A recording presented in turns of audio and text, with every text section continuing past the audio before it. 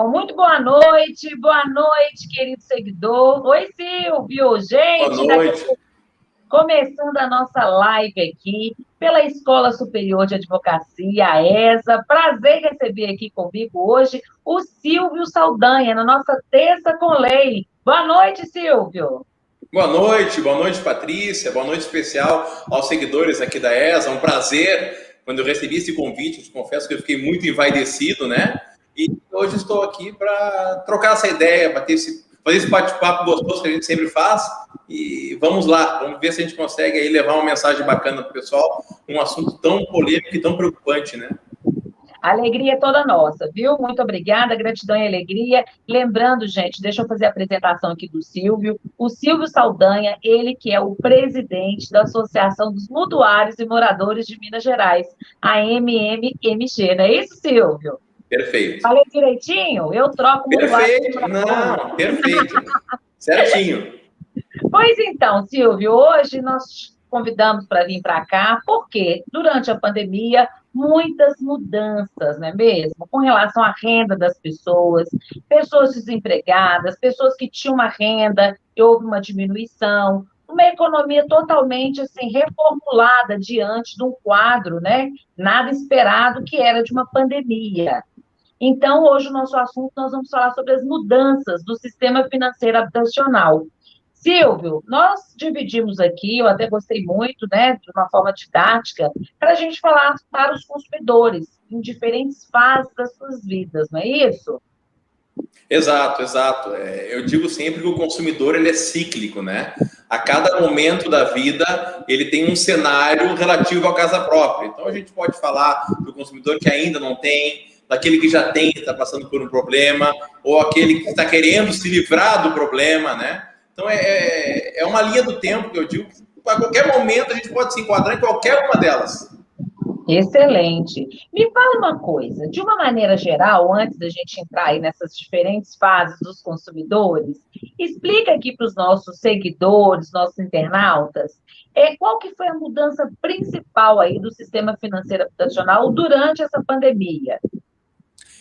Na verdade, o que acontece é que os contratos de financiamento, eles têm uma legislação muito punitiva, né? Os bancos hoje promovem as execuções extrajudicialmente. O banco amparado em leis, na 9.514 de 97, ou a 13.465 de 2017, permite que se tome o imóvel do consumidor com 3 parcelas em aberto. E aí, com esse cenário de pandemia, empresas fechando, empresários não conseguindo pagar o salário dos seus contribuintes, dos seus colaboradores, né? Aumentou muito o desemprego no país, aumentou muito o pessoal. Eu não acho correto o termo subemprego, o pessoal chama de subemprego, que são aplicativos, que são os informais, né? E aí, por consequência, você reduzindo a renda pessoal, reduzindo a renda familiar, uma hora é cobertor curto, falta recurso para você pagar, né? E aí, realmente, a situação fica muito perigosa. É um malabar financeiro, né, Silvio? Eu quero que você fale para a gente o seguinte: o correto, né, para o consumidor, para o trabalhador, é que comprometa qual a porcentagem aí da sua renda para a tão famosa assim, frase que a gente usa muito no jornalismo, que é o sonho da casa própria. Qual que é o valor aí que a pessoa que tem um emprego, que tem uma renda, pode comprometer aquela pessoa que está pensando em fazer um financiamento? Eu aqui, respeitosamente, deixo bem claro, vou me permitir divergir dos economistas. Normalmente se indica 30% da renda bruta individual ou familiar. Eu já sempre sugiro que fique na faixa de 15% a 20%. Porque existem imprevistos. Existe aquela necessidade de quando você muda para o primeiro imóvel, para o seu imóvel, fazer uma reforma, fazer uma melhoria, comprar um móvel, colocar um ar-condicionado, daqui a pouco tem uma despesa, daqui a pouco tem despesa de manutenção do próprio condomínio, gera custos, né? Tem uma chamada extra do condomínio que você não estava esperando. Então, viver com orçamento no limite é muito temerário. Então, respeitosamente, eu sugiro 15% a 20% é o ideal para você comprometer no seu orçamento bruto para pagar a prestação da casa própria. Muito bem. E é interessante que as pessoas sempre acham isso, que na composição de renda, principalmente os casais, né? Nós vamos falar agora para quem ainda não tem um imóvel, aquela pessoa que vai casar, esse perfil é muito comum aí, principalmente na compra, aquisição do imóvel na planta, né? Costuma ser mais barato, e aquele casal ali que está sonhando com casamento e tudo, mas fala assim: eu só caso se eu tiver minha casa própria. E aí deseja realizar esse sonho, mas tem que ter cuidado para não virar pesadelo, não é mesmo? Para este casal, neste momento de pandemia, já adiou casamento, já adiou festa, adiou tudo. É o momento de financiar um imóvel, Silvio? Primeiro, vamos concordar que é uma linda fase, né? É muito legal você sonhar, planejar. Eu acho que isso é o principal combustível da vida, né? A gente sempre tem a meta, buscar alguma coisa. Vamos agora realizar, vamos comprar, vamos adquirir a casa própria, realizar o sonho. É maravilhoso. Bom, com relação a esse momento, né? É muito importante um planejamento financeiro mais do que nunca. Né? É importante, se você for fazer um financiamento imobiliário, dar o máximo de entrada possível, pode usar fundo de garantia, aquela reserva na caderneta de poupança vale a pena usar, porque o juro do contrato é muito maior do que o rendimento da caderneta de poupança, então você vai perder de um lado para ganhar do outro, não vale a pena, né? Então é muito importante esse planejamento, dar o máximo de entrada possível e, para o orçamento, troca de moeda. Nesse momento de pandemia, nesse momento de, como você falou no início, uma economia mais incerta do que o habitual, não é hora de você aumentar custos. Silvio, eu pago um aluguel, o aluguel hoje é R$ 1.500, eu vou deixar de pagar o aluguel, eu vou começar a pagar a prestação. Perfeito. Ou eu pagava a prestação, um financiamento de veículo que tem esse mês. Se você vai trocar a moeda no orçamento, vale. Se você vai aumentar o orçamento, nesse momento, não faça. Entendi. Me fala uma coisa, e o famoso financiamento 30 anos? Esse casal está ali compondo renda, está discutindo quanto é que nós vamos dar a cada um e tal, e aí, neste momento, a pessoa ela já tem que prestar atenção, assim, a hora de assinar um contrato, se vai ter ali um seguro por acaso venha ficar desempregado, né? Porque a gente está tendo uma mudança muito grande aí, essa transformação do mercado de trabalho. Então, é necessário já ficar atento na hora de assinar o contrato. E outra pergunta que eu tenho para você também: qual que é aí a porcentagem dos juros? O que a pessoa tem que observar? A pessoa que é leiga, não entende de nada de economia de juros, o que ela tem que observar na hora de assinar um contrato? Os contratos de financiamento imobiliário, eles têm um juro pré-fixado, uma taxa de juros, né? Tem um sistema de correção das parcelas e um sistema de amortização da dívida. São os 3 fatores que devem ser levados em consideração. Tá? Bom, quando a gente fala no sistema de amortização, é o sistema que vai reduzir essa dívida. O valor que você paga mensalmente, uma parte vai para abater o empréstimo do banco. Tem 2 tipos de sistemas. Tem o price, que é o francês, que a prestação começa mais baixo e vai aumentando. E tem o saque, que é o contrário, que é o ideal, que ela começa mais alta e vai baixando, né? É mais previsível, então, né? É mais previsível. É muito melhor a dívida ir diminuindo do que aumentar de forma insegura. Com relação à correção, a maioria dos contratos é poupança, tá? Como a poupança é corrigida por TR mais 0,5% limitado à taxa Selic, que a gente acredita vai falar depois, a poupança TR vem zerada há um bom tempo, há quase 3 anos. E, obviamente, banco que não faz negócio para perder, hoje oferece um contrato com um juro menor e uma correção pelo IPCA, que aí você vai ter um juro menor do que o sistema financeiro, menor do que o de poupança, mas vai ter uma correção de 4,5% a 5% ao ano. Então, é bom equilibrar. Calcula quanto que é o juro do contrato mais a correção, que é um juro mais TR, que é 0, ou um juro menor mais IPCA, que é em torno de 4,5% a 5%, para ver, no final das contas, o que vale a pena hoje. E o terceiro elemento em relação ao seguro, no financiamento imobiliário, normal, sistema financeiro habitação, que é o tradicional, que o pessoal recorre na grande maioria, ele tem 2 seguros obrigatórios, que é o MIP, morte ou invalidez permanente, e o DFI, que é danos físicos ao imóvel. Esses 2, infelizmente, eles não cobrem desemprego. Desemprego, e aí vai uma dica importante, ele está enquadrado no Minha Casa Minha Vida. Nos contratos do Minha Casa Minha Vida, existe um fundo garantidor da habitação, que é o FGHAB. Né? Perfeito. E esse fundo garantidor, dependendo da situação, da renda que você comprovar no início do contrato, você pode ficar até 3 anos sem pagar a parcela. Claro, você não vai deixar de pagar, você vai jogar para o final do contrato. Mas, em muitas situações da vida, é importantíssimo você ganhar esse fôlego, esse respiro, para não preocupar com a prestação, até para ter um tempo de se recolocar no mercado, de buscar, né, uma nova renda. E aí, sim, conseguiu a nova renda, vai lá, suspende o fundo garantidor e volta a pagar a parcela. Mas, infelizmente, isso é uma carência, inclusive, né? Foi bom pontuar isso, é uma carência nos contratos habitacionais, é um seguro que está caindo de maduro, que já deveria existir, mas não. Infelizmente, por um lado, infelizmente, por outro, só se atende isso nos contratos do Minha Casa Minha Vida. Correto. Ainda falando para as pessoas que não têm imóvel, pessoa que está na dúvida.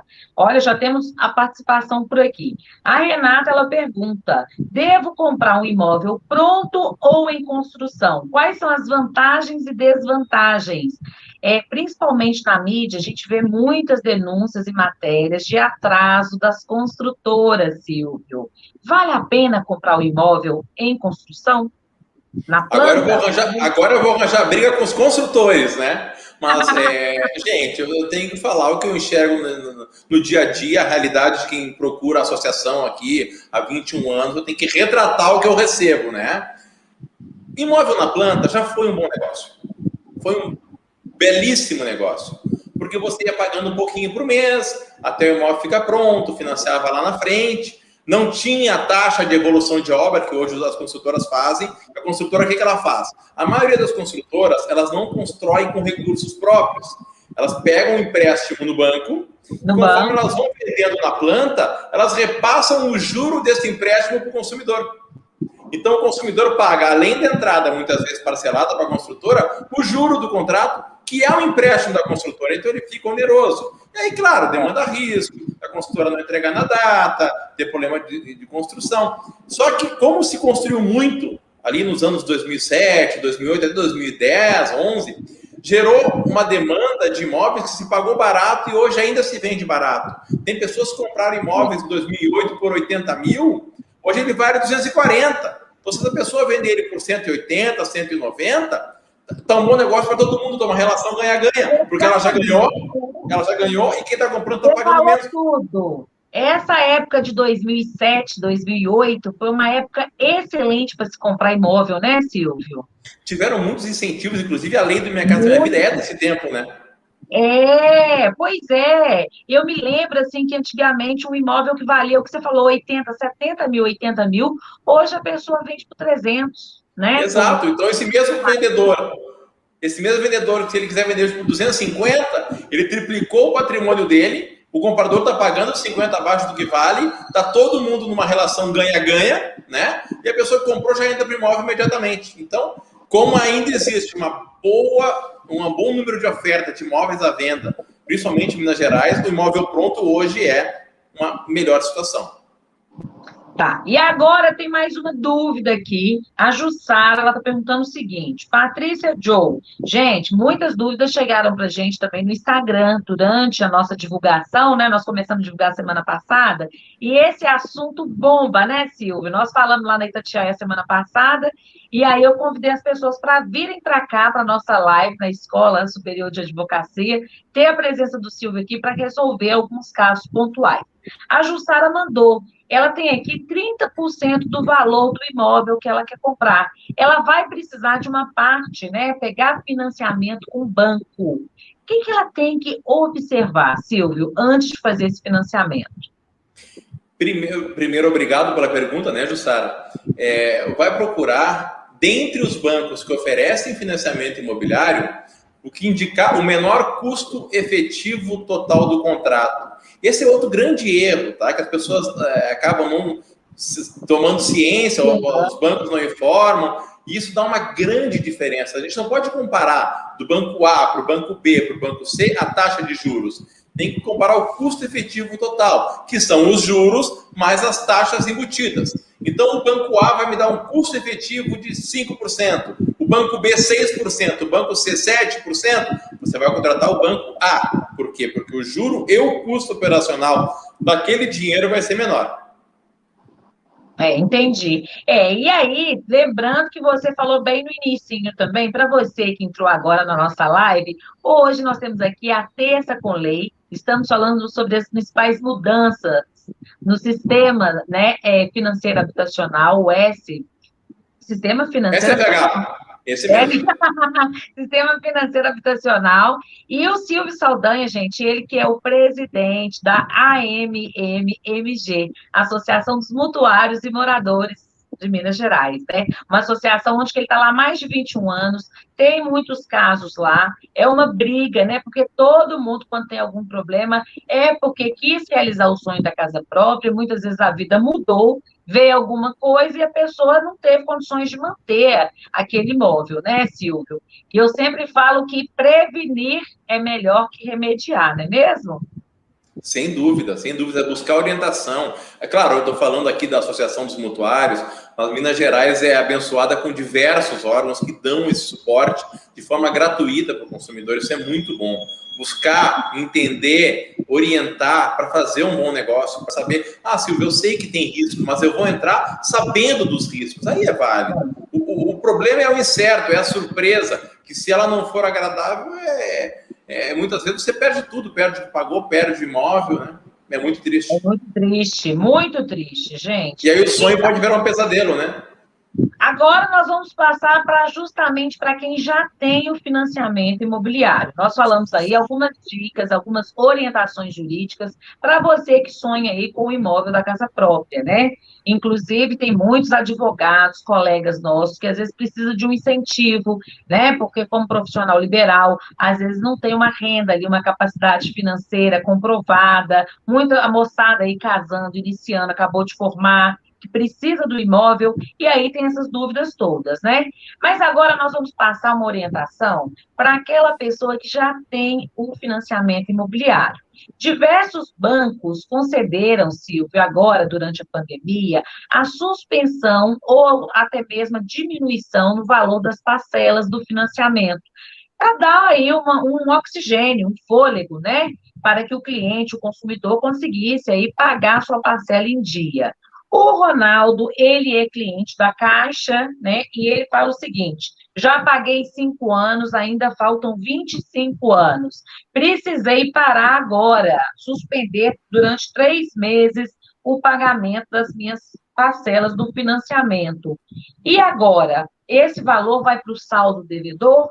Quando que é vantagem, Silvio, pedir aí o cancelamento, a suspensão das parcelas? Realmente, eu acredito que foi no momento certo uma excelente ferramenta, tá?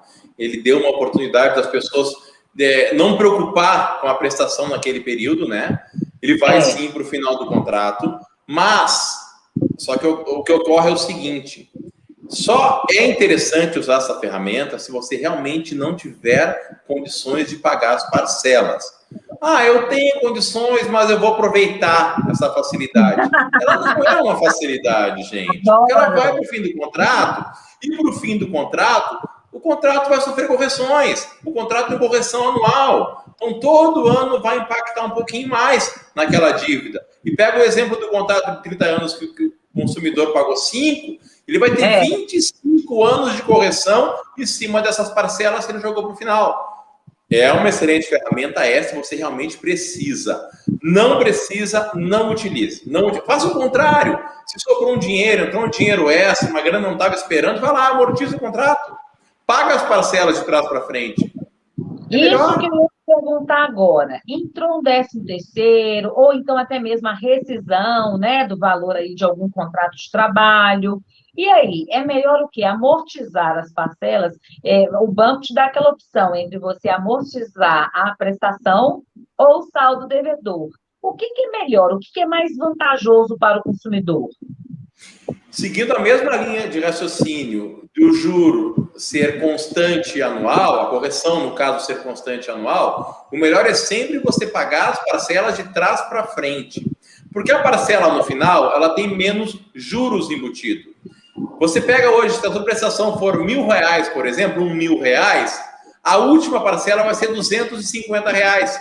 Então, às vezes, com R$10.000 que entrou, em vez de você pagar as próximas 10, você quita 35 de trás para frente. Você curta o prazo. Você chega antes da linha final e, por consequência, sofre menos correções ao longo do período. Então, a melhor situação, sem dúvida, é o final. Entendi. Mas aí, na hora que o banco te dá a opção lá, não é vantagem você amortizar as parcelas assim, né? É melhor você amortizar o tempo do contrato, porque ele te dá duas opções, ou parcelas ou tempo do contrato. O ideal é o tempo do contrato, mas muita gente utiliza esse saldo do fundo de garantia, dilui em 12 parcelas e amortiza as próximas por não ter condições de pagar integralmente. Então, é uma ferramenta para quem não consegue. Se você consegue pagar, mantém em dia a sua prestação atual, não tenha dúvidas, nem deixe o banco fazer a segunda proposta. Diz, não, eu quero pagar de trás para frente, eu quero antecipar o meu contrato. Entendi. Aí, ó, gente, uma dica importantíssima. E isso vale também para você que tem o FGTS. Às vezes a pessoa tem um FGTS, não está rendendo nada, não é mesmo? Porque o FGTS, o que é, gente? É a poupança do trabalhador. Então, às vezes você está lá com o FGTS, não está rendendo nada. Neste caso, Silvio, também vale a pena você pegar o FGTS e amortizar o seu contrato de financiamento? Sem dúvidas. O rendimento do FGTS hoje, ele deve estar orbitando em torno de 2 a 2,5% ao ano. É nada, gente. É quase nada.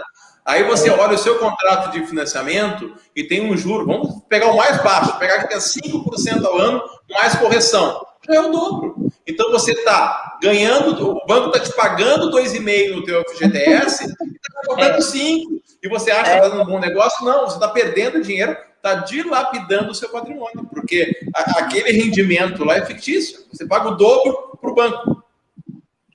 Na semana passada, o Copom, o que ele fez? Ele aumentou a nossa taxa básica de juros, a Selic, né? Nós ficamos muito tempo, inclusive, gente, é uma vitória, 2% de taxa Selic. Eu achei que eu não viria isso, viu, Silvio? Porque a taxa Selic, ela já chegou no patamar aí de 0,2, né? Então, ela já foi muito grande e tal, e de repente 2%. E agora passou para 2,75 essa taxa. Como que esse aumento da taxa Selic pode impactar nos contratos habitacionais, nos contratos de financiamento? A taxa Selic, ela impacta só nos contratos em andamento, tá? Por quê? Porque a maioria dos contratos em andamento, eles têm como atualização do saldo devedor, e aí vai uma outra dica, se você não sabe qual que é a atualização do seu saldo devedor, está lá no contrato, vai ter uma cláusula chamada atualização do saldo devedor, ele vai explicar o que é naquele caso. Então, se ele for por poupança, aí vai se aplicar a nova taxa Selic. Por quê? Porque a poupança, ela é limitada a 70% da taxa Selic. Então, enquanto a Selic era 2% ao ano, a correção anual não poderia ser mais do que 70% de 2, que é 1,4. Agora, como ela aumentou de 2% para 2,75%, que ainda é baixo, né, Patrícia? Como tu falou, a gente já chegou Selic de 2 dígitos, mas aumenta um pouquinho o limite da correção. Com uma Selic de 2,75 ao ano, 70% desse número dá 1,92. Então, a correção pode chegar no máximo a esse valor, a 1,92% ao ano. Então, vai impactar nos contratos em andamento corrigidos por poupança. Então, você falou aí de 2 dígitos. Eu estou tentando lembrar que a taxa Selic ela chegou a 11%, 12%. Chegou nesse patamar. Eu estou aqui pensando mais ou menos quanto que ela era. Nessa época aí de 2008, 2009, era uma taxa de 2 dígitos, né? Era bastante. E aí ela ficou um bom tempo em 2%, né? Acho que ela ficou um bom período em 2%. Ainda é baixo, gente. 2,75%, com tudo que a gente está passando. O PIB também deve estar lá embaixo, né? Eu confesso que eu não vi o último resultado, mas deve estar lá embaixo. Nada mais natural. Por conta da situação, da pandemia também. Exatamente. Olha só, Silvio, Agora tem uma situação também aí, né? Porque às vezes as pessoas falam assim, o que não tem a ver com a taxa Selic, como isso impacta no meu dia a dia, né? Mas, gente, com tudo, né? Com o pão que você compra na padaria, o que o trigo precisa, a alimentação, combustível, tudo isso vai impactar toda a nossa economia. Mas como o papo aqui é financiamento imobiliário, eu quero saber o seguinte: aquela pessoa que tem um dinheirinho, aquele investidor que às vezes emprestava, não tem muito dinheiro, tem ali uns 20, 30 mil, emprestava um dinheirinho para os familiares aqui, 2 mil aqui, 3 mil aqui. Com essa taxa na poupança não está rendendo nada, as pessoas estão aí invadindo o mercado imobiliário, né? Muita gente está querendo investir em imóvel, principalmente imóveis mais em conta, mais barato. Por quê? Porque aí ganha mais no aluguel. Para essas pessoas, o Silvio, para aquela pessoa que perdeu o emprego, está com dinheiro na mão, quer comprar um imóvel e viver de renda, qual que é a sua dica, a sua orientação? Sabe que nesse momento tem dois perfis de compradores, tá? A gente falou aqui, ninguém sonha na casa própria, mas esse perfil ele está um pouco acalentado, vamos dizer assim. Tem dois perfis hoje, basicamente, que compram imóvel. É aquele consumidor que já entendeu que até da pandemia a gente tira algo bom. E aí a gente consegue entender um pouco mais de flexibilização em home office e trabalhar um pouco mais em casa, ficar um pouco mais resguardado. A nossa entrevista é um exemplo. Quem diria que há tempos atrás nós iríamos fazer por vídeo? Não. Na rádio, por exemplo, fazer por WhatsApp. Era proibido. Então foi gerando essas situações e muita gente não só comprando imóveis, mas reformando o seu imóvel, porque ficou mais tempo em casa e percebeu, né? Ah, olha só, quem sabe agora eu consigo vender o meu, que tem um quarto, e consigo pegar uns 2 quartos, e faço um escritório no segundo quarto, né? Então é um perfil que está bem corriqueiro. E o segundo perfil é o investidor, que aí é aquele investidor que aproveita a ocasião. Que aí vai entrar muito o caso que tu pintou agora em tela para nós. É o caso do consumidor que precisa vender imediatamente, porque precisa capitalizar, precisa daquele dinheiro para botar na empresa, para saldar uma dívida, e acaba vendendo, eu sempre digo, pisando no pescoço, né? O investidor pisa no pescoço, porque ele tem o dinheiro que eu preciso, e eu tenho o imóvel que ele precisa, e ele quer pagar só o que ele acha que é válido. Então tem muito, e claro que não é legal, não é nem um pouco legal isso, a gente vê a pessoa perdendo a sua casa, perdendo o patrimônio, mas é um mercado hoje, é um nicho hoje, tá? Que infelizmente existe, e infelizmente muita gente está vendendo imóvel muito abaixo do que vale, e muita gente está comprando muito abaixo do que vale. A própria, já que você falou em Caixa, não gosto de falar nome de banco, mas já que citou a Caixa Federal aqui. O nosso seguidor, ele tem um financiamento da Caixa Econômica Federal. Já que você deu uma paradinha aí da Caixa, gente, para o seguidor entender, eu já fui assessora de imprensa há muitos anos da Caixa Econômica Federal. E durante vários anos eu corri atrás do Silvio Saldanha, dando entrevista, falando dos imóveis adjudicados. Viu? Já perdi uns quilos aí correndo atrás do Silvio. Né, é sempre um prazer te atender, é sempre um prazer, sabe disso. É uma parceira antiga da associação lá que a gente dá muito valor. Muito obrigada, Silvio. Mas então, prosseguindo aí, é diferente, né? Nós temos aí outros bancos também, Santander, Itaú, cada vez mais todos os bancos investindo nesse segmento imobiliário, inclusive até com consórcios, né? Mas pode prosseguir. Eu estava falando que no caso da Caixa, porque a Caixa é a maior detentora da carteira habitacional do país. 70% dos contratos habitacionais hoje são da Caixa, né?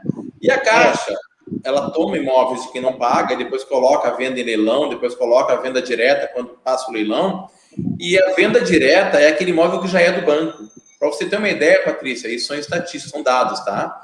Só Belo Horizonte, antes de começar a pandemia, tinha aproximadamente 220 imóveis, só em Belo Horizonte, só da Caixa, para venda nessa modalidade. Hoje não tem 30. Hoje não tem 30.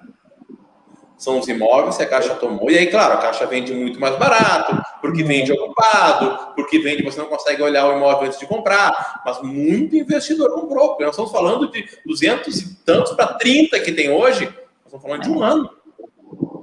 Mas vale lembrar o seguinte também, né? Eu sempre falo muito isso, me corrija se eu estiver errada. O consumidor, a pessoa que está ali com uma dívida, Silvio, às vezes fala assim: ah, eu estou devendo 3 prestações, o banco vai retomar o imóvel. Para o banco, não é vantagem retomar aquele imóvel. Então, ele vai exaurir ali com o consumidor todas as possibilidades de renegociação, correto? Correto, corretíssimo. Porque ele fica um passivo, né? E muitas vezes ainda gera para o banco condomínio a pagar, IPTU a Exato. pagar, custo. As pessoas procuram a associação, eu quero devolver o meu imóvel para o banco. Eu digo, não tem como, porque o banco não te vende imóvel. O banco, nessa relação, ele só te dá o empréstimo, ele só faz o aporte financeiro. Ele te dá um dinheiro para você comprar o imóvel de alguém. Então, o banco não vende e não compra imóvel, não é um bom negócio. É um E péssimo também, negócio. e a gente fica com aquilo, né? Financiei o imóvel, agora a casa é minha. Gente, para com isso. Para com isso. Muitas vezes eu vejo divórcio, né? As pessoas brigando, a casa é minha, é minha, é minha, quando vai ver financiado, tem um financiamento ainda de 20 e tantos anos. Então, assim, a casa, na verdade, é do banco, porque se você deixar de pagar, ele vai lá e vai retomar o imóvel, né? Então, assim, tem uma dúvida aqui, antes de eu falar de imóveis, né, adjudicados, os leilões, igual você já está trazendo os números aí para gente, tem uma dúvida muito comum aqui, que vem para gente, que é em relação à casa, a nova lei aí, né, do despejo. A pessoa que compra o imóvel, e igual a Caixa, quando retoma, aí tem um morador lá dentro, né? Esse processo para tirar esse inquilino não, esse mutuário, Ocupante. que não pagou, né? O contrato de financiamento, é um processo muito demorado, é rápido, vale a pena ou não? Bom, pela lei, tá? E aí vamos falar de novo das duas leis que amparam as execuções extrajudiciais, que é a 9.514 de 97 e a 13.465 de 2017. 60 dias, tá? Então, quando você entra com ação de despejo, o comprador, depois de registrar aquela compra, porque você compra o imóvel do banco, retomado, né? Vai pagar à vista, vai pagar financiado, você vai entrar com aquela documentação no cartório pertinente, que é o registro de imóveis. Quando sair a matrícula com o novo proprietário, aí você pode postular a posse. Essa posse, ela se dá de duas maneiras. Se dá através de acordo, a gente não descarta, muitas vezes você procura o ocupante, tenta fazer uma composição, conceder um período para a pessoa desocupar. Eu já vi casos da pessoa oferecer pagar a mudança, porque quem está ali também está numa situação difícil, né? Tá difícil. Vamos Muitas vezes considerar. você lembra que tinha muitos casos assim, né? Não, e vamos considerar, Patrícia, Hã? e vamos considerar, na grande maioria, as pessoas não querem atrasar. As que estão ali, elas não estão nem um pouco confortáveis, elas não atrasaram por decisão própria, foi por um caso fortuito, uma força maior. Então, o que acontece? Se não tiver essa composição, aí o novo proprietário vai entrar com a ação de missão na posse e o juiz vai decidir. Bom, pode ser 15 dias, pode ser 20 dias, pode ser 30 dias. A lei fala em 60, tá? Mas eu já vi casos, inclusive, lendo essa semana, de juízes que determinaram que enquanto não acabar a pandemia, não é para tirar a pessoa lá de dentro. E o juiz é soberano. O juiz é soberano. Silvio, eu estou aqui batendo papo com vocês, estou esquecendo de fazer as perguntas do chat. Gente, me perdoe, me desculpe, vamos lá, tem muitas perguntas aqui, viu? Olha só, o Marcos pergunta, com a alta da Selic, ainda é um bom momento para fazer aquisição de imóvel? É a pergunta do Marcos. Marcos, obrigado pela tua pergunta, obrigado pela participação. Pois então, está planejado, né? Fez uma boa reserva para dar uma entrada, vai financiar o menor valor possível, pelo menor tempo possível, faça, porque a Selic ela só vai impactar na evolução do teu contrato, ela não vai evoluir, vai impactar na assinatura. A assinatura é buscar a menor taxa de banco, menor custo efetivo de banco, financia o menor valor possível, usa fundo de garantia, usa caderneta de poupança, usa aquela reservinha, e aí sim, está planejado, não vai mudar o teu orçamento, não vai onerar, não vai trocar uma moeda, vai lá, realiza o sonho e depois participa para a gente. É muito bom a gente ouvir as pessoas contando aqui na associação. Nossa, realizei meu sonho, obrigado pela orientação ou por analisar o nosso contrato. A gente está aqui feliz da vida, isso também é gratificante. Muito. Olha só, Aparecida Alves, boa noite, um abraço para ela. Ela fala, doutor Silvio, gostaria que citasse pontos positivos e negativos desse volume de crédito imobiliário ofertado. Inclusive, doutor Silvio, com assinatura até de contratos digitais. Fala aí para Aparecida. Olá, Aparecida, tudo bem? Obrigado também pela participação. Bom, quando tem injeção de crédito maior, é porque está sobrando dinheiro, é sinal que está rendendo poupança, rendendo fundo de garantia. Por quê? Porque o empréstimo que o banco concede não é dinheiro dele, tá, gente? É importante deixar claro isso. O dinheiro que o banco empresta para financiamento é nosso, é meu, é da Aparecida, é da caderneta de poupança, é do fundo de garantia. Pela lei do sistema financeiro, é nosso, né? Pela Lei do Sistema Financeiro Habitacional, que é a Lei 4.380 de 1964, os bancos que querem operar com essa linha de crédito, eles têm que reverter parte do dinheiro captado. Então, o que é bom quando tem bastante injeção de capital é que aquece a economia, movimenta a construção civil, movimenta a compra e venda, né? E, em contrapartida, acirra as disputas entre os bancos, porque aí os bancos querem pegar uma fatia e aí oferece condição menor, juro menor, correção melhor. Eu acredito que é bom, tá? Eu acredito que é uma relação também que todo mundo sai ganhando. Lembrando que a gente já falou aqui com planejamento, né, gente? Por favor. Com planejamento, não, né? Não deu passo, marca a pera. Essa capacidade aí que você disse é muito importante, né? Deixa eu dar um alô para essa turma toda aqui, Silvio. Tem muita gente com a gente aqui. A Giovana Bastos de Souza, Lucas Bastos, um grande abraço. Renault Marcos, Aparecida Alves, a Rosângela Silveira, Edson Del Valle, Fabiana Pereira, doutor Silvio, se ao financiar declarou-se ser solteiro, mesmo não sendo, quais são os riscos para alterar o estado civil do contrato depois de 2 anos de financiamento? É a pergunta da Fabiana Pereira. Bom, o banco faz o empréstimo avaliando a capacidade de pagamento, certo? Vamos dizer que a Fabiana e talvez seu marido, vamos usar ela como exemplo, né? No momento do financiamento, só ele declarou como solteiro e aprovou. Se ela quiser entrar no financiamento, será apenas para compor renda, é para quitar o empréstimo. O que a gente vai diferir aqui é a relação marido e mulher para a consequência do bem. Bom, se a gente vender, se a gente separar, se a gente trocar por um outro imóvel, aí sim vai interferir na relação. Puramente o Estado Civil, na hora de contratar, ele não vai impactar em nada na evolução desse financiamento. Inclusive, é desnecessário informar ao financiamento. Você pode informar ao registro de imóveis, por exemplo, que tem um casamento, uma certidão de união estável, e aí fica vinculado à matrícula, que é o histórico, que é a vida do imóvel. Muito bem. Olha só, gente, a FUMEC toda presente. Um abraço para essa turma toda que eu adoro. A doutora Silvana sempre fala muito bem da FUMEC. Cananda Brunet, Tamara Andrade, Alexia Fernandes, um grande abraço. O Márcio Saldanha de Souza, um abraço. Parente seu, né, Silvio? Saldanha? Meu irmão! Isso aí, prestigiando. O Leandro Antunes também, Josiane, Anitta, Lourdes, Tatiane Caldeira, Roberto Adão, um abraço, alô, alô, tá mandando aqui. Ana Maria tá dizendo oi. Agora, tem uma pergunta aqui, Silvio, do Edson Del Valle. Ele tá falando, Silvio, o que os bancos não contam para os mutuários? Excelente a pergunta do Edson, viu? Excelente, obrigado, Edson, pela participação, inclusive. Eu vou confessar que eu conheço o Edson, tá? O Edson é um dos melhores, não é porque é meu amigo, um dos melhores peritos do país, tá? Em matéria de revisão de contrato e cálculo. Ele é um parceiro nosso, né? É um dos caras mais inteligentes nessa área, viu? Bom, respondendo a pergunta do Edson, tá? Edson, infelizmente, é só o que o banco quer fazer na hora de vender. Vai te dizer que o contrato está ali, que você não pode mudar, você vai assinar, tapinha nas costas, seja feliz.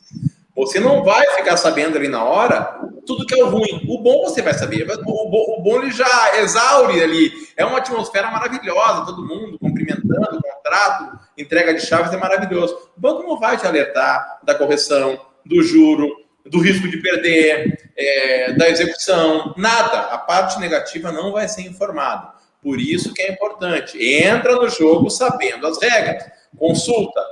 procura informação, procura orientação.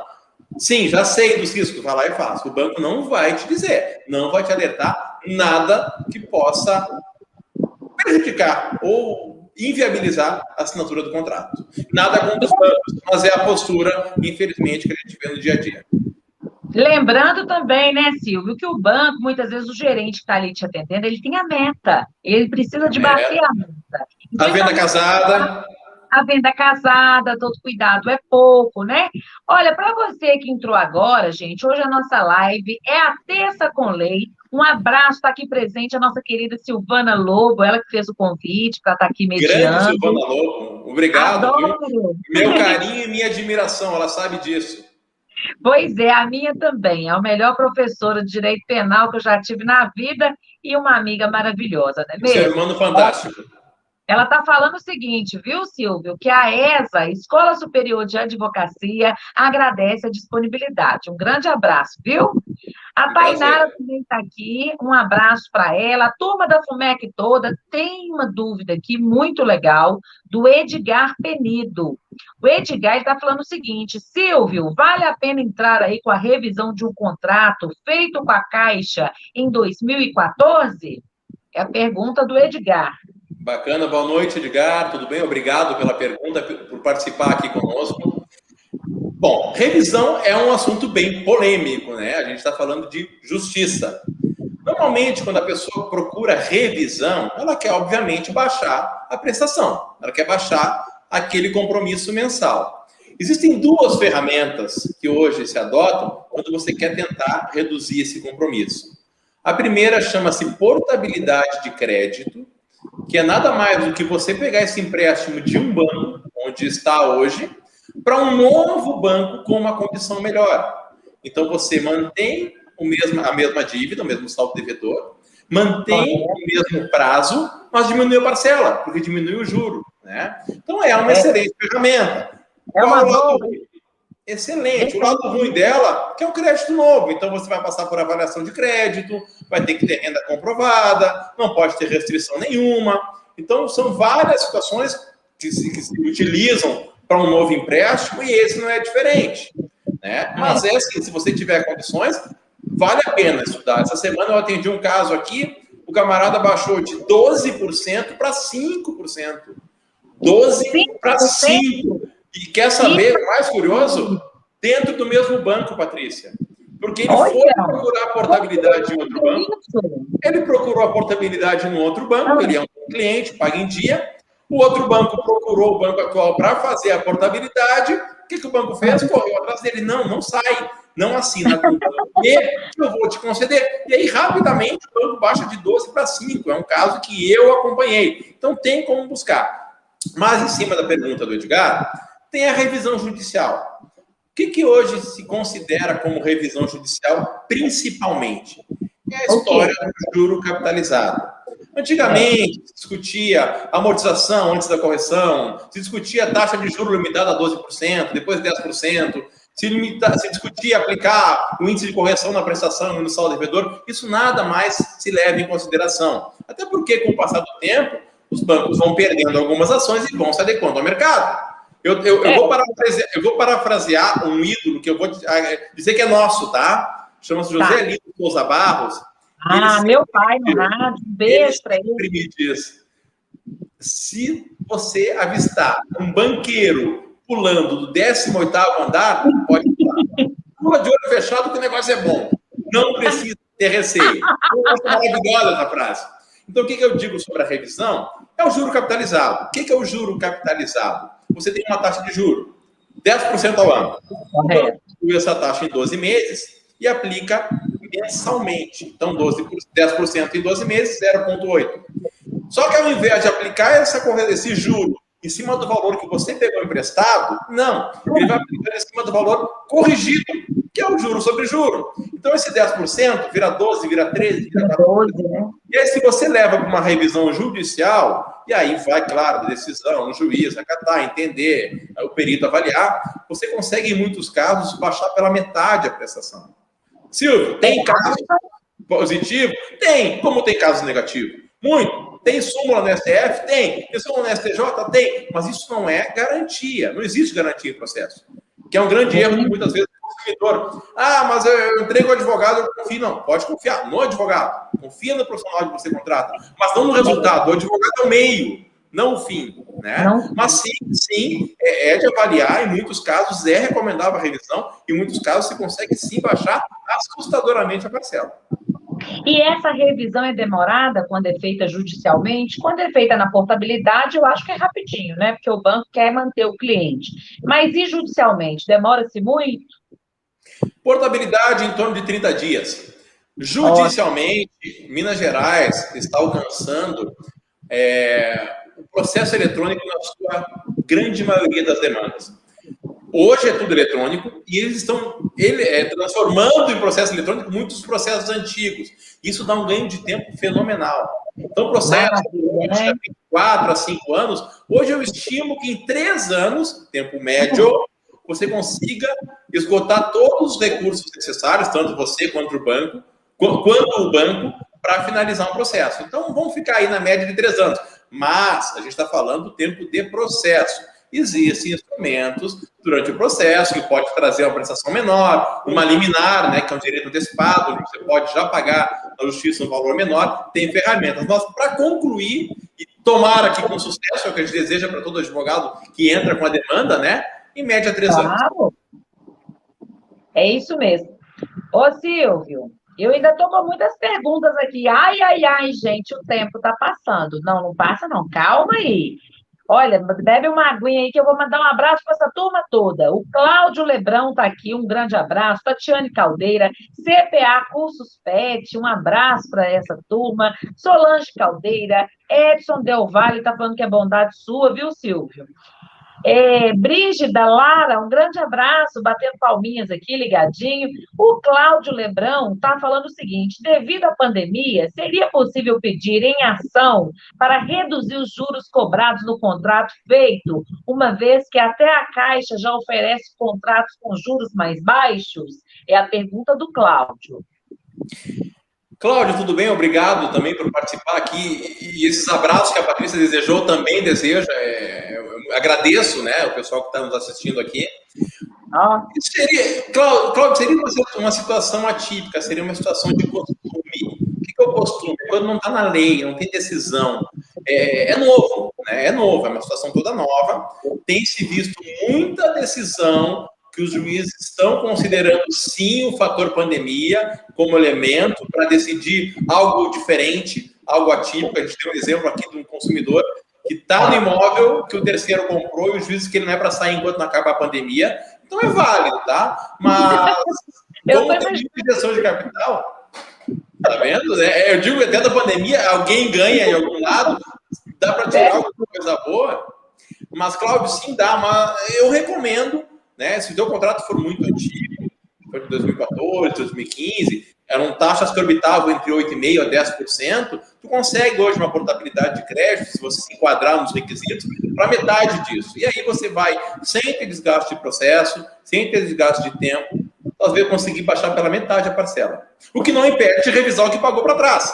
Ah, Silvio, ok, a portabilidade agora baixou, mas eu fiquei 5 anos, 6 anos pagando o valor a mais. Posso revisar só esse período? Pode também.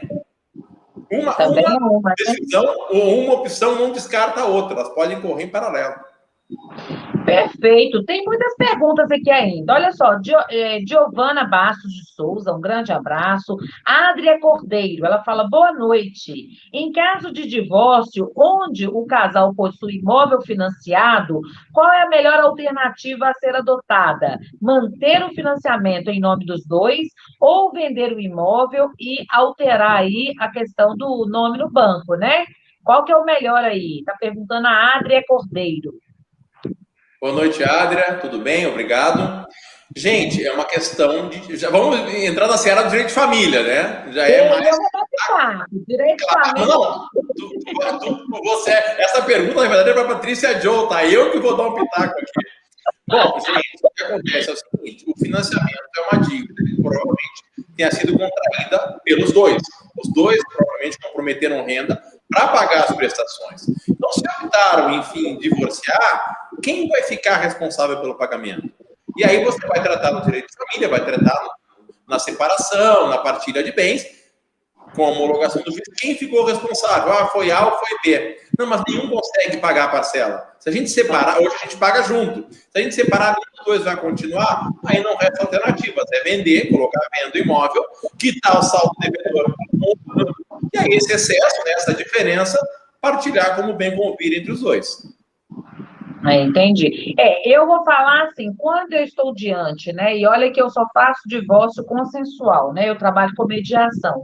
Então, quando eu estou diante de um casal que tem essa situação com o financiamento imobiliário, quando tem filhos, geralmente a gente até fala assim: ah, não, gente, vamos colocar em nome dos filhos, né? Fica um ou outro como usufruto, e aí um é o responsável pelo pagamento, né? Às vezes você coloca até um valor a mais ali para compor o pagamento na pensão alimentícia, você coloca tudo, né? E o juiz defere, vê direitinho, porque às vezes o valor da prestação que eles pagam é menor do que o valor do aluguel. Então, no divórcio, a gente lembra o seguinte, né? Onde que viviam com duas rendas e sustentavam uma casa só, com a ruptura, com o divórcio, você passa a ter aí duas casas para serem sustentadas, não é mesmo? Então, assim, mas eu posso garantir que, pelo menos comigo, advogando, 70%, 80% dos meus clientes, eles sempre escolhem em vender o imóvel, né? Passar para uma outra, terceira pessoa, e aí o que foi pago, ou o que restar ali de dinheiro que já foi pago, eles dividem entre eles a depender do regime de bens, né?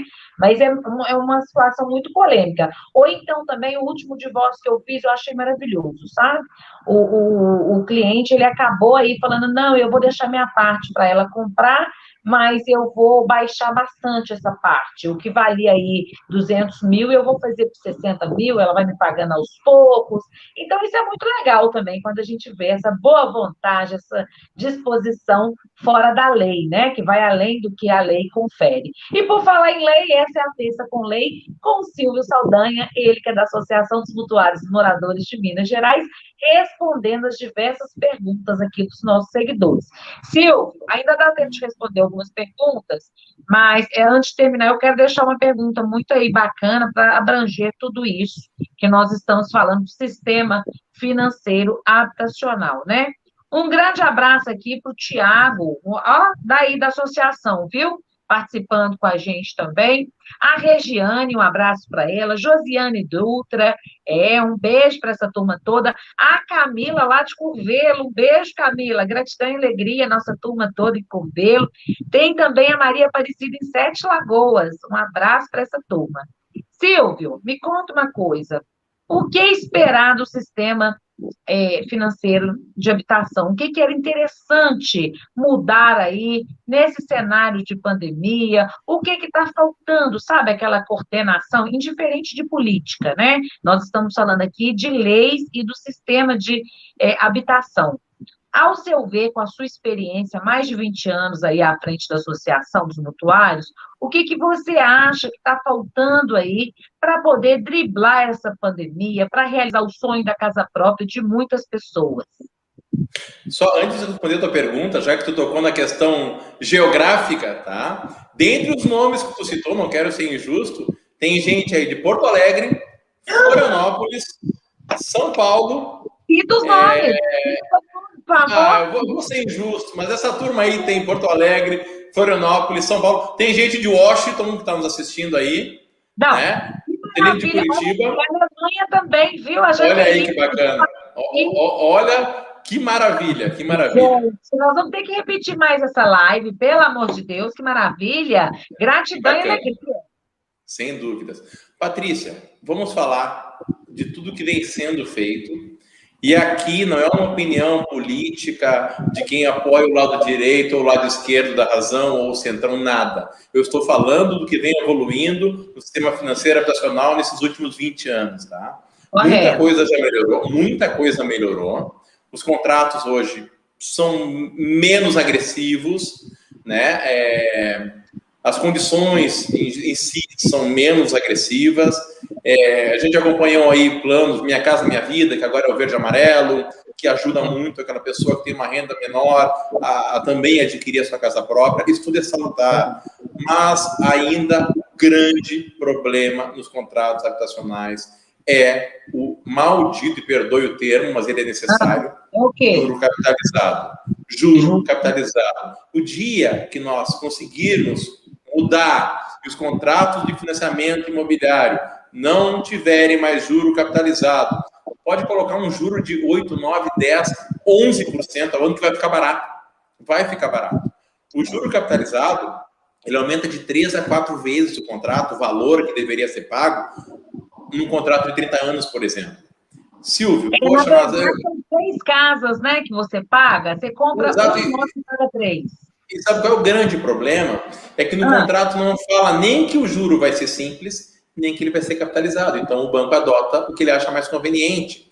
Já foi provado, até vou aproveitar que o Edson Del Valle, que já fez, sem exagerar, algumas dezenas de milhares de cálculos por esse país, e ele é o cara que poderia estar, se estivesse aqui confirmando, os contratos em si, se você pegar um contrato de financiamento, o dinheiro que não é do banco, a gente já falou que o dinheiro é nosso, é do de garantia da caderneta de poupança, e evoluir ele pelo prazo por juros simples, não estou falando do juro composto, juros simples, o banco mesmo assim vai ter lucro. Mesmo assim vai ter lucro. O banco não vai perder em nada mudar o juro capitalizado para o juro simples. Tá, Silvio, mas por que isso acontece? Porque agora eu vou ser otimista. 5%, otimista, 5% dos consumidores entram na justiça. Aí dos 5%, né? E aí dos 5%, a gente também sabe que nem todos vão ganhar na justiça. Se a gente colocar que metade vai ganhar na justiça, nós estamos falando de 2,5% dos consumidores da carteira nacional que conseguem mudar. E aí, os outros 97,5% estão pagando o juro capitalizado. E se não estão pagando, estão perdendo os seus imóveis, perdendo o que pagou. Então, o banco não perde, nem quando ele perde a ação judicial. Então, esse é o grande problema. Muda de juro capitalizado para juros simples, se reduz absurdamente a inadimplência, reduz absurdamente o número de despejos, facilita o empréstimo, vai ter muito mais gente, vai ter muito mais dinheiro girando, muito mais... A construção civil, mais dinheiro girando, né? Eu arrisco, a construção civil hoje não estaria pronta para trabalhar com financiamento com juros simples. Tamanha demanda que nós teríamos. Com a gente aqui também, um beijo para ela, Úrsula Nogueira, que é a nossa querida diretora de esportes da Rádio Itatiaia. Um beijo para ela, tô te mandando um abraço, Silvio. Essa também tem meu carinho e minha admiração, eu conheço a história de vida dela, a história dela dentro de Itatiaia, e só rendo elogios e admiração. Obrigado, viu, Úrsula? Um carinho especial sempre. Tá faltando aqui uma pergunta da Nina Monte, ela está falando sobre a taxa de evolução de obra. Como negociar com o banco? Estão me cobrando juros altíssimos e eu estou com dificuldade para pagar. Qual seria a sua orientação para a Nina, doutor Silvio? Taxa de evolução de obra. Taxa de evolução de obra, como a gente falou no início da live, talvez o pessoal não tenha conseguido acompanhar, é o juro do empréstimo que a construtora faz com o banco para construir. A construtora XYZ vai no banco, tira um dinheiro emprestado em etapas, em cronogramas, conforme vai evoluindo a obra. Então, ela vai precisar de 50 milhões, ela tira 10 milhões, depois tira mais 5, mais 2, vai tirando, e o juro desse empréstimo é repassado para o comprador. Então, veja bem, quem está cobrando a evolução de obra é o banco, mas quem está repassando é a construtora. Não é o banco simplesmente está cobrando o empréstimo que ele fez. O que acontece? As construtoras no passado, elas não alertavam. Então, o consumidor entrava na justiça, pedia a suspensão da evolução de obras e ganhava. De um tempo para cá, as construtoras se alertaram e agora elas colocam no contrato. Agora está no contrato. Então, é difícil negociar porque você fica engessado. Né? Esse é o grande problema do imóvel na planta. Está acabando o nosso tempo. Onde que as pessoas podem te encontrar, doutor Silvio? A Associação dos Mutuários e Moradores de Minas Gerais. A minha rede social, eu vou dar da associação, que é @mutuariosmg, @mutuariosmg. E a minha pessoal é Silvio Saldanha de Souza. Cheguei tarde na rede e fui obrigado a ficar com o nome completo, né? Então, arroba Silvio Souza, vai encontrar a gente lá, vai encontrar o Mutuais, a gente vai conseguir sempre, dentro do possível, ajudar todos os consumidores. Essa é a Terça com Lei da Escola Superior Advocacia. Um grande abraço, nosso agradecimento, doutor Silvio Saldanha. Prometo que eu vou fazer outra live com você no Instagram, né, para a gente divulgar. E é isso, gratidão e alegria. Obrigada a todos pela audiência. Volte sempre, doutor Silvio. Obrigado pela oportunidade, obrigado pelo carinho de quem nos assistiu, de quem vai nos assistir, né? Porque a live fica. E promessa é dívida. Prometeu, vou querer voltar sim. Obrigado pelo carinho, Esa. Obrigado ao ABMG. Ah!